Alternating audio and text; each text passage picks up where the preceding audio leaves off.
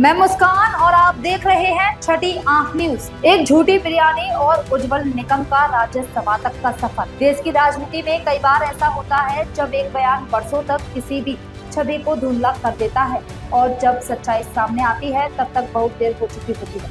आज हम बात कर रहे हैं देश के मशहूर वकील उज्जवल निकम की, जिन्हें हाल ही में राष्ट्रपति द्रौपदी मुर्मू द्वारा राज्यसभा के लिए मनोनीत किया गया है। लेकिन यह नाम आते ही एक और बात ध्यान आती है, आतंकियों को बिरयानी। यह कथन इतना चला, इतना दोहराया गया कि पूर्व प्रधानमंत्री डॉक्टर मनमोहन सिंह की छवि तक इससे धुंधली हो गई। लेकिन आज हम आपको बताने जा रहे हैं उस बिरयानी की पूरी कहानी, जिसकी सच्चाई खुद उज्जवल निकम ने कबूली कि वह झूठ थी, रणनीतिक झूठ। साल 2008 मुंबई में हुआ 26/11 आतंकी हमला आज भी देश की रूह को कपा देता है। इस हमले में एकमात्र जिंदा पकड़ा गया आतंकी अजमल आमिर कशाफ था, जिसे कोर्ट में दोषी ठहराकर फांसी की सजा दिलाने का श्रेय विशेष सरकारी वकील उज्जवल निकम को जाता है।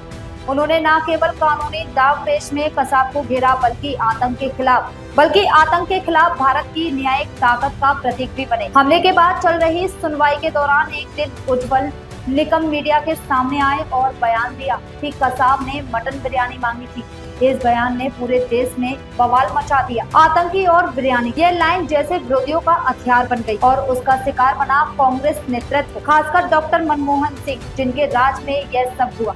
बीजेपी नेताओं ने वर्षों तक यह बयान दोहराया, यह कहते हुए कि कांग्रेस आतंकियों को बिरयानी खिलाती है। यह एक ऐसा नैरेटिव बना जिसने लोगों की धारणा बदल दी। वर्षों बाद जब उज्जवल निकम राजनीति में आए और बीजेपी से लोकसभा चुनाव लड़ा, एक इंटरव्यू में कबूल किया कि कसाब ने कभी बिरयानी नहीं मांगी थी। यह बयान उन्होंने जानबूझकर दिया था ताकि मीडिया और समाज में कसाब के लिए बन रही सहानुभूति की लहर को रोका जा सके, क्योंकि कोर्ट में उनकी आंखों में आंसू, राखी की बातें, माफीनामा जैसे इमोशनल फैक्टर प्रचारित कर रहे थे। निकम ने माना कि यह झूठ एक रणनीतिक नैरेटिव वॉर का हिस्सा था।